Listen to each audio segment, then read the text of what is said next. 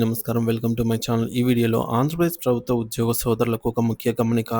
మరి పూర్తి వివరాలేంటో వీడియోలో తెలుసుకుందాము. వీడియోనైతే ఎక్కడ గాని స్కిప్ చేయకుండా ఎండ్ వరకు చూసేయండి. అప్పుడే ఇన్ఫర్మేషన్ పూర్తిగా అర్థమవుతుంది. అలాగే వీడియో చూస్తున్న ప్రతి ఒక్కరు వీడియోకైతే లైక్ చేయండి ఫ్రెండ్స్. ఈ వీడియోని తోటి ఉద్యోగ మిత్రులతో అయితే షేర్ చేయండి. కొత్తగా మన ఛానల్‌ని చూస్తున్నవారు ఇంకా ఎవరైనా సబ్స్క్రైబ్ చేసుకోకుంటే వెంటనే మన ఛానల్‌ని సబ్స్క్రైబ్ చేసుకోండి. దీని ద్వారా నేను చేసే లేటెస్ట్ వీడియోస్ అన్నీ మీ వరకు రీచ్ అవుతాయి. ఇక ఆలస్యం చేయకుండా వివరాల్లోకైతే వెళ్ళిపోదాము. ఫ్రెండ్స్, ఇక విషయానికి వచ్చినట్లయితే ఆంధ్రప్రదేశ్ ప్రభుత్వ ఉద్యోగ సోదరులకు ఒక ముఖ్య గమనిక. మన ఆర్థిక రైళ్ల ప్రయాణ స్థితిగతులపై ప్రత్యేక ప్రకటన. గౌరవ ఉద్యోగ ప్రయాణికులకు విజ్ఞప్తి. ప్రభుత్వ రైల్వే శాఖ ఉద్యోగుల సంక్షేమ విభాగం అండి ఇక్కడ. రైల్వే శాఖ అంటే రైల్వే శాఖ కాదు. మీ ఆర్థిక ప్రయాణానికి సంబంధించి రైళ్ల తాజా స్థితిని తెలియజేయడానికి చింతిస్తోంది. దయచేసి గమనించగలరు. రైలు నెంబర్ 12 పీఆర్‌సీ.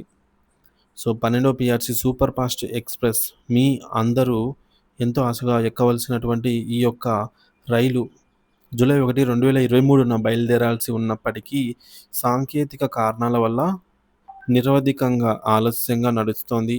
ఇది ఎప్పుడు ప్లాట్‌ఫామ్ మీదకొస్తుందో చెప్పలేని పరిస్థితి. ఇక రెండవది, రైలు నంబర్ జూలై 2023 డీఏ ప్యాసింజర్. ఈ యొక్క ప్యాసింజర్ రైలు ఏకంగా 24 నెలల ఆలస్యంతో ఇంకా యార్డులోనే నిలిచిపోయింది. దీని ఇంజిన్‌లో సమస్యలున్నాయని ప్రయాణికులకి సిద్ధంగా లేదని ప్రయాణానికి సిద్ధంగా లేదని సమాచారము ప్రస్తుతంలో. ఇక మూడవది, రైలు నంబర్ జనవరి 1, 2024 నుండి రాబోయే డీఏ ప్యాసింజర్ల రైళ్లు.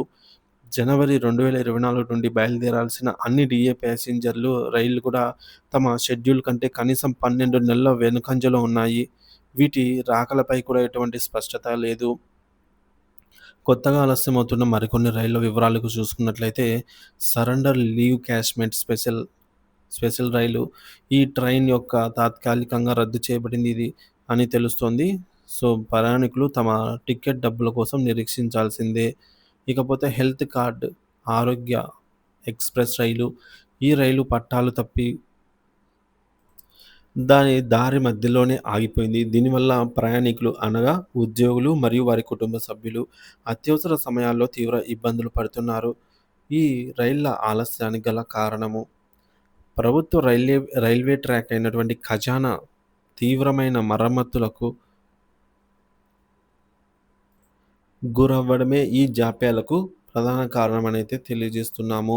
మరమ్మతులు ఎప్పుడు పూర్తయితాయో చెప్పలేమని అధికారులు చేతులెత్తేస్తున్నారు.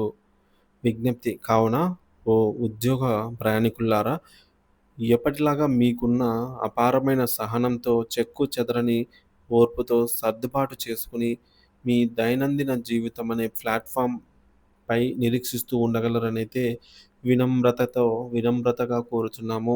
మీ ఆర్థిక భద్రత అనే గమ్యానికి ఈ రైళ్లు ఎప్పుడు చేరుకుంటాయో మాకు కూడా తెలీదు. ఈ ప్రయాణంలో మీకు కలుగుతున్నటువంటి తీవ్ర అసౌకర్యానికైతే చింతిస్తున్నాం, కానీ మా చేతుల్లో ఏమీ లేదు. ఇట్లు నిరీక్షణలో ఉన్న మీ తోటి ఉద్యోగి అంటూ ఈ విధంగా ఉద్యోగ పెన్షనర్ల ఆవేదననైతే ఈ విధంగా వ్యక్తపరిచారనమాట.